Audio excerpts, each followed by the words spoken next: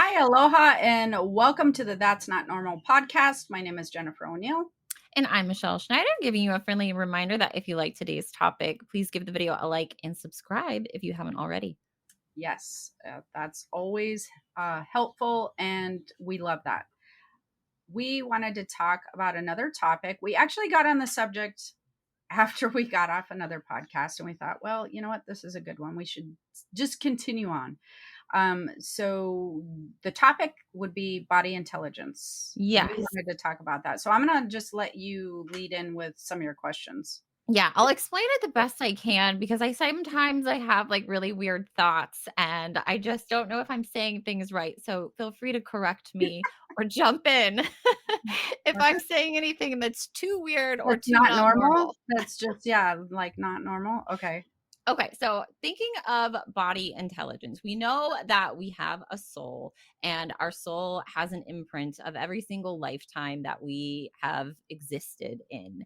Right. And the reason I bring this up is because I feel like multiple times I've experienced things in my physical body that belong to another incarnation. Mhm. And I can jump in and I'll give an example Yes, of go a ahead. quick couple I have a couple examples. So one would be there would be this period of time and it hasn't happened in a long time.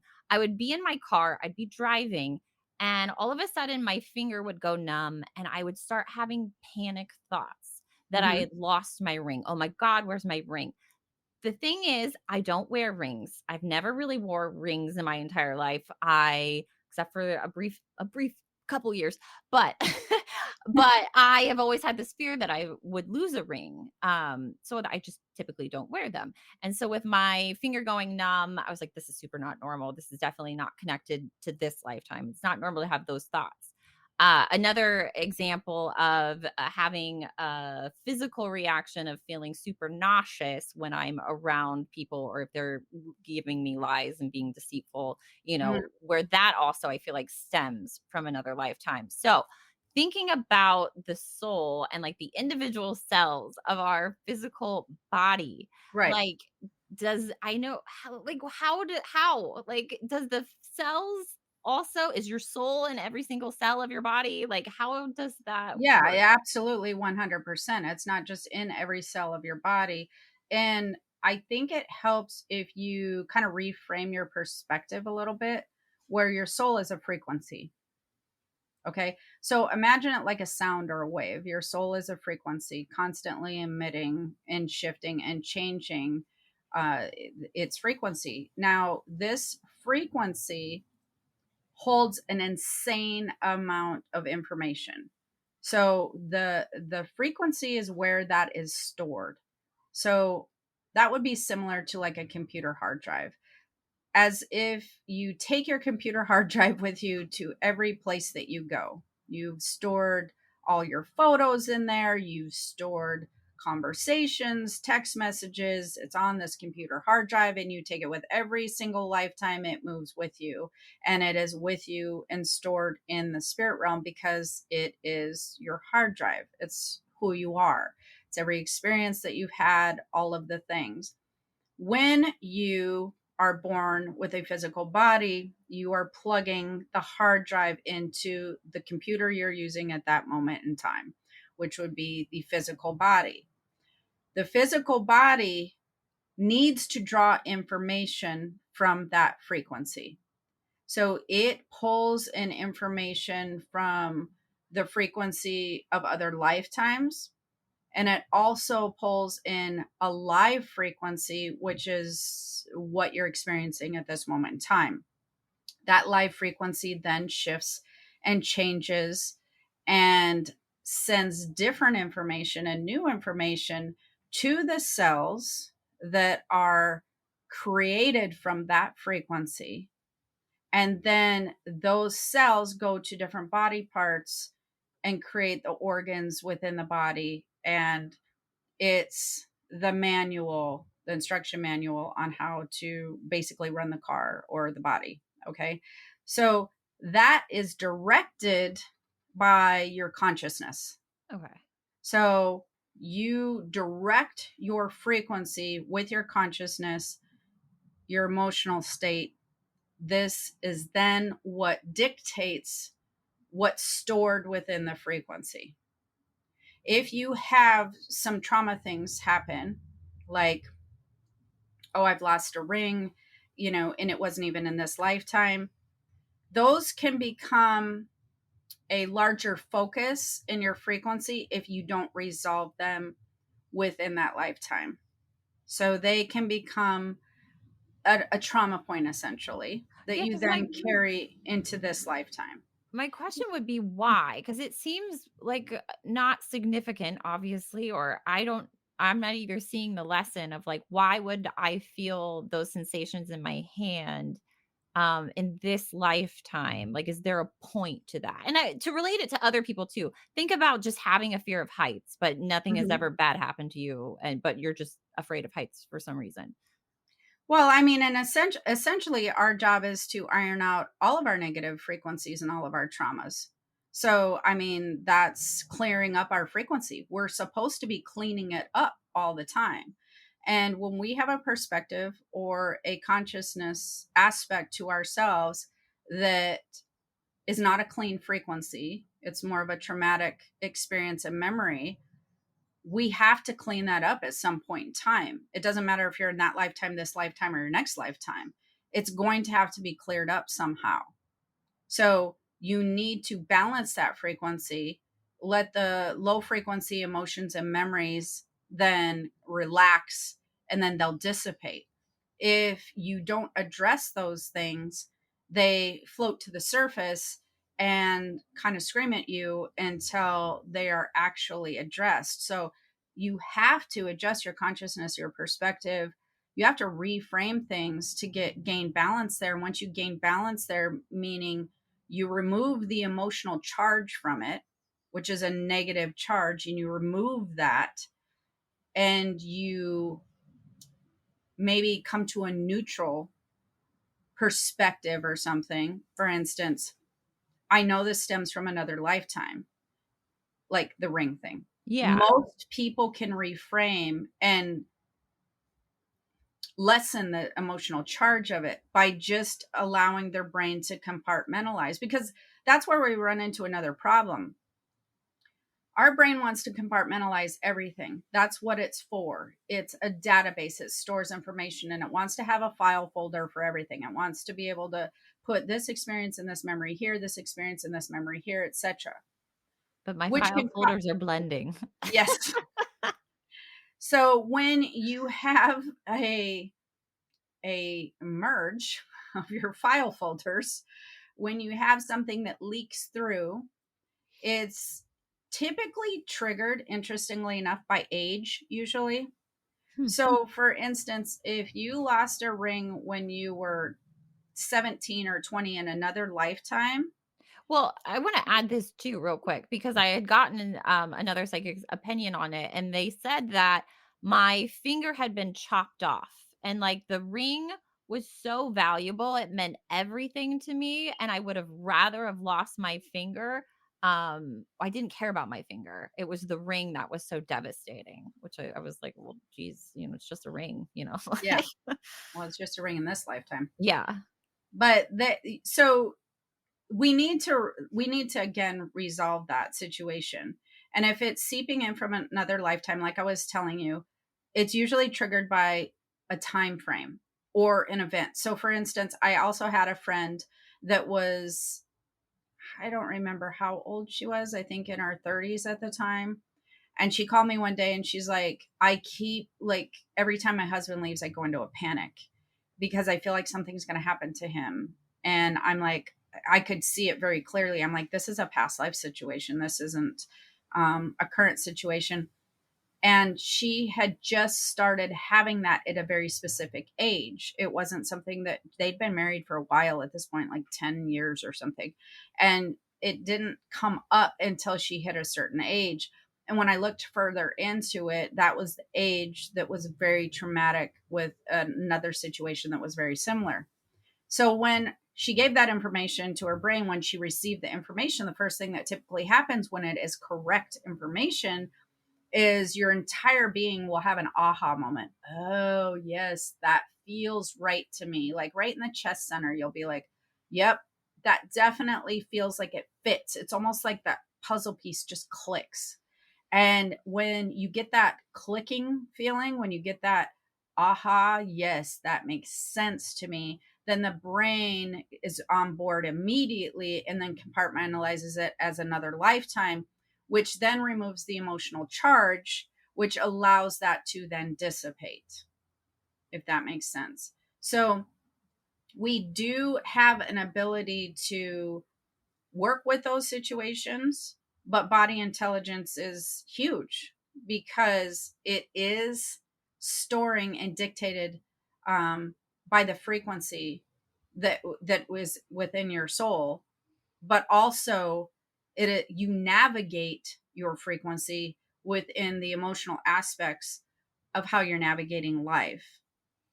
Why? Because the emotional aspects will amplify or negatively charge an experience.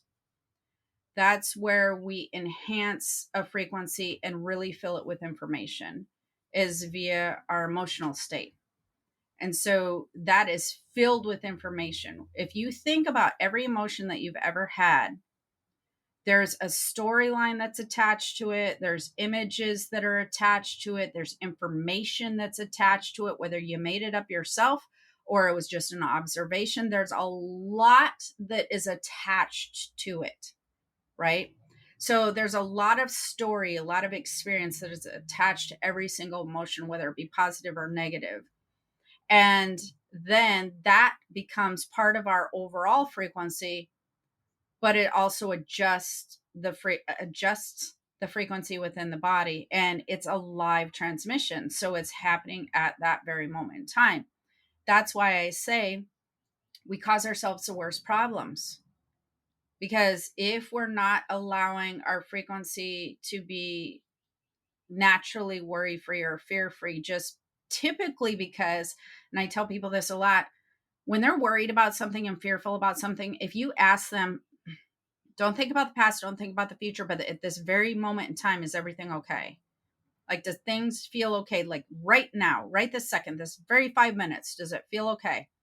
If you ask yourself if you're worried or fearful about something, and you ask yourself that right now, whether you're driving in your car, you're chilling wherever at home, most likely your environment is feeling pretty good right now, especially because you're listening to podcasts, you're not like involved in a huge argument or whatever. So your environment at that moment in time is really pretty good, which then it that feeds into your life frequency. If we could stay there more, and that's where that mindfulness aspect comes in. Being present. Yeah. Yes, because if you're paying close attention to what's happening at this moment in time, everything's pretty good. Once we start navigating backwards or forwards, that's where we just throw like all kinds of weapons in there that are going to cause our worry and fear to amplify. So, body intelligence, as far as health and healing goes, it naturally knows what to do. It's built that way. And I think that that is a very good point that you had.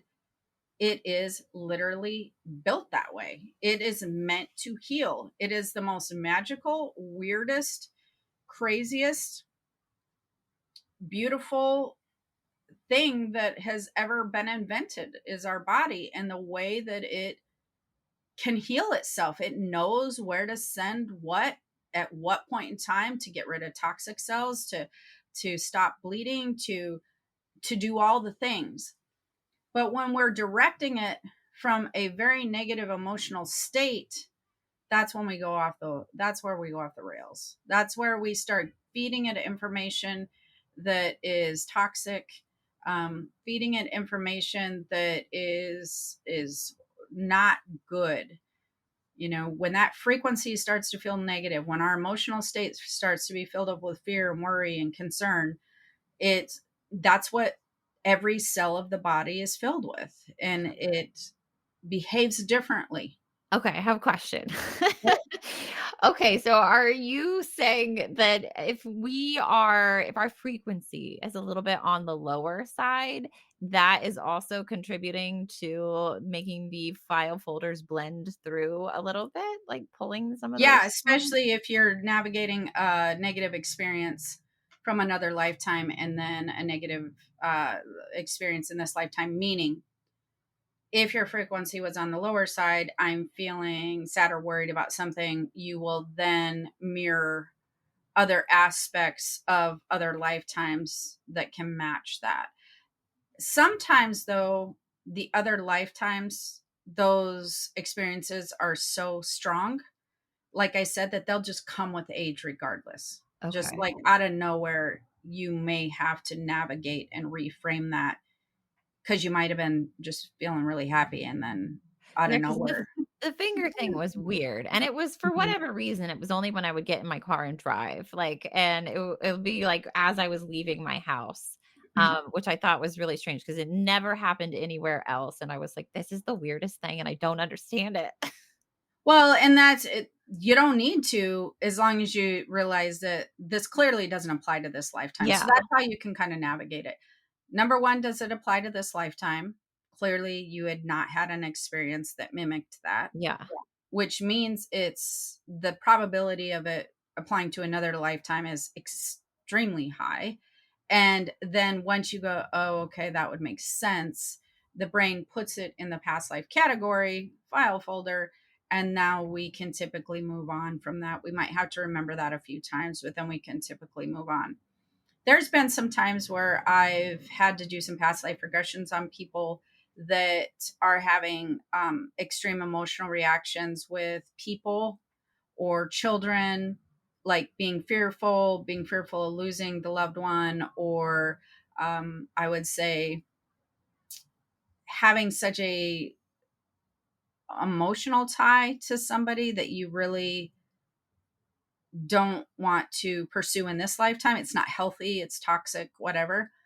Then we have to kind of navigate that situation and allow you to be able to see where that connection stems from and then be able to see and experience kind of what that looked like. And that can help your brain go, oh, that deep love that I have for what is seemingly a toxic situation was actually a different type of love in another lifetime. It wasn't toxic then, and now it is. So that clearly is not going to work. It helps you to detach from a memory of another lifetime. And in those instances, when we're dealing with soulmates and soul relationships, the part that messes people up is you can have super strong feelings of love and that expansive consciousness, coming from the heart center with people you've had other lifetimes with, that you're like, this doesn't make any sense. Number one, we've not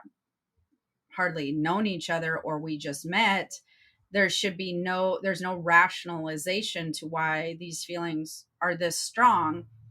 And or two, they get into it deeper and they're like, I can't seem to break away from this, but I know this isn't healthy for me. So, where you can carry negative emotions over, you can also carry positive ones that might fit really well or may not. You can have relationships where they're like, "Oh, yes, this is like I feel this way deeper than this lifetime," and they might be positive positive. You can also visit places or watch movies that you're just like, oh my God, this show makes me feel amazing. Like, I always bring up like Vikings or things like that because, like, for some weird reason, I clearly had some weird Viking past lifetime because, like, and those people are just like mean. I know, I was say I but don't share that you do passion, not but share that, but I do have this. There's some lifetime that I lived during some type of similar experience. I was like, It was I'm more really good. drawn to the Guardians of the Galaxy type Yes. of, futuristic, off Oh no, don't get me wrong. Like any things like Star Wars and Thor and all that. That's I've absolutely had many positive lifetimes in outer worlds, Absolutely. I've known that since I was very, very little. And Uh, to I was gonna say, and to piggyback off of, like, what you were saying, not only just, like, the negative emotions coming through, but with our body intelligence would say that we had a lot of, lifetimes where we were healers or, mhm. had super Yes. strong psychic abilities or Yes. telepathy, like, we could pull those through access those Absolutely. too. Yeah, gifts and skills. You can absolutely pull in passions, gifts, and skills. There's typically passions, gifts, and skills that you will have during this lifetime that will stem back in other lifetimes.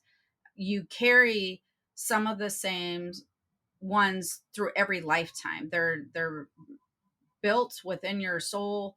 They will go from lifetime to lifetime. How you navigate those might be different. So, for instance, a healer in another lifetime that might work with apothecary stuff in another lifetime, maybe they become an actual regular doctor in this lifetime and maybe not an herbologist. Like, it doesn't matter how it turns out, but you may have a different road in this lifetime than you did in other lifetimes. You might go more traditional medicine, or you might be vice versa. Maybe in another lifetime, you were more of a traditional doctor, and then you came in and did more natural stuff. So those aspects are interchangeable, but however, the theme is very similar, like healer theme, Yeah, or things like that. Might have an entertainer theme, might have a builder theme, you might have um, kind of a nature theme. Like a lot of those themes can carry on with you through each one.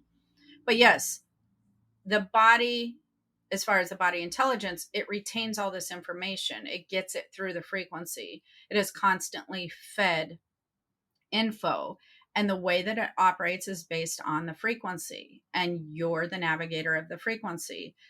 The biggest thing you're going to want to pay attention to is your emotional state, because that is going to dictate your frequency. So that's again why you do not want to be living in fear or worry, and you want to negate negative emotions as best you can, because you don't want negative emotions steering your ship.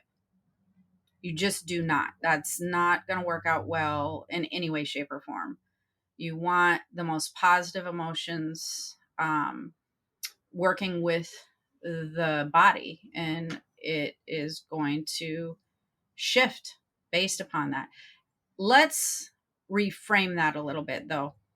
I know that you're not going to be in a positive state all the time. That's not the point. It's kind of like you shouldn't have to eat entirely healthy like 24/7. But your goal should always be exercise more than you're not, eat better more than you're eating crappy, be happier more than you're being negative. It's to yeah, tip the scale into healthy, positive, not toxic, moving energy, you know, yeah, pursuing a passion, developing a skill, loving more. Like, all the things should be over 50% good and in a healthy mindset and a healthy place.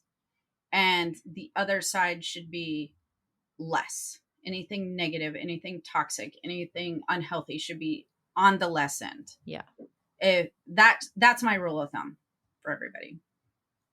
Yeah, So does that make sense? it makes sense. Okay. So did I cover all your questions with emotional or the body intelligence? I think so. Yeah, I was just trying to wrap my brain around it all because it's like, you think of your soul and you're like, wait, but wait, the body, it feels like it has its own intelligence that's just beyond this lifetime. It So, absolutely has its own intelligence, and that's one of the coolest things that I've ever learned doing any of the work that I've ever done, doing any of the energetic analysis stuff I do, working with clients on the body mapping, the spiritual health mapping, working with them in the mentorship programs, doing psychic readings, any of the things. One of the coolest things that I've ever learned was the vast ability and capability that your physical body has to heal itself. We are the problem. yeah, I think we totally underestimate. And I don't think that we were just taught. I just feel like there's so much information that we're just not taught here. Um that doesn't Well, do us any service. interestingly enough, it's taught a lot more in Eastern medicine. It's Yeah. well versed from 2 to 5,000 years back that that's how the body and the system work. That's more of a Western medicine situation where we divide and conquer. We divide, we separate. Everything wants to be separated and compartmentalized in our culture. We want to pull everything apart and have all the parts individually working, which, if you think about it, like, I mean, you can't pull anything apart and have it working cohesively together. What would happen if you pulled a car engine apart and said, well, these are all great parts, and the battery's good, and the spark plugs are amazing, and the carburetor's awesome? Like, but it's not going to do anything. It's all picked apart and pulled apart. So you can fix any aspect of it, but as long as it's a part, it's not going to work. Like, I just don't know how we got to this space, because we are meant to be part of nature. Like, our physical body, our spiritual body is meant to run and be aligned with nature and nature cycles. This is how it's been for thousands and thousands of years, where our our body, our spiritual energy, it changes with full moons, with new moons, with tides, with astrological shifts, with nature.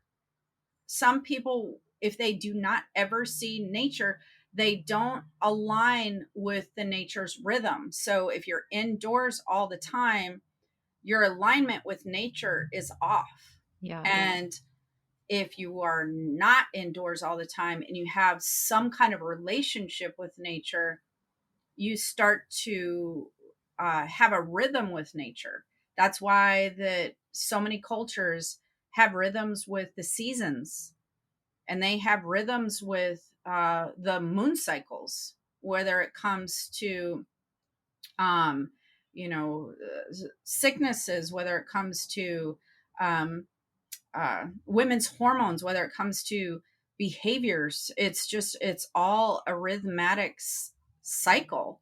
And that is just not something that we're taught about. Yeah. We're taught that things break and they break down. And I mean, really, that's just a I know, because I capitalist. think we just disregard everything and we just think this is just some meat suit that's gonna, like, break down eventually. And it's just like, if we looked at it a different perspective, if we I really hope that, society will turn the corner on this and kind of move away from this like Western medical view of things and start to really go into a new direction. And go down the funnel of body intelligence and just how that works. Me too, but I also think that a lot more people are more in tune with that than they've ever been. Yeah. So I believe that the knowledge is there, it's expanding, the curiosity is there. I think that people are turning a corner towards wanting to understand body intelligence, wanting to understand how the body heals itself, wanting to understand where are they causing themselves problems, how do they navigate that, what do they change in their life.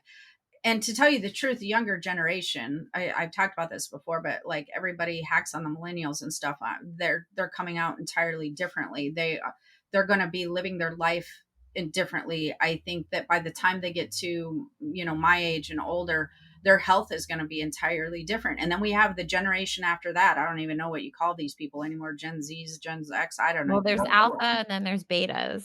Okay, well, wherever we're going from there. And then you have the little, all the small children. They are uh, bucking the concept of what we've been taught for many, many years. And they are aligning with another concept that makes all the older generation go, they're just lazy. They're just lazy and they don't know anything. That you work hard and you buy a house and you do this and you do that, and you don't rent and you don't travel and you don't live minimalistically. They just cannot wrap their head around it. When that generation has it right, the other generation should just zip it and take care of their health, because they're struggling. Yeah. And that is a direct effect of the different perspectives and the different mindsets. And the younger generation is just like, you guys are idiots. Like, I don't know what you're doing right now. But we're not doing that. I can tell you that. That doesn't look fun at all. I'm not heading that direction. And I love that they're coming into the world and they're standing up for themselves and wanting a different way. And they're more spiritually connected than I've ever seen since I've been doing psychic work. It's amazing. It's beautiful. It's going to change the whole landscape. I think it needs to be changed. And we're, I just think we're at this point in the world where it's like change is needed. And yeah, it's going to be uncomfortable probably, but we It need it. is. And that's why we have a whole different generation of souls moving in to shift that. So, Yeah. all right. Well, hopefully you enjoyed this podcast that we just did on spur of the moment. So there you go. But if you Um, have questions, please leave those in the comments because we'd love to hear those. yes. And until next time, have the most amazing day. Aloha. Bye. Bye.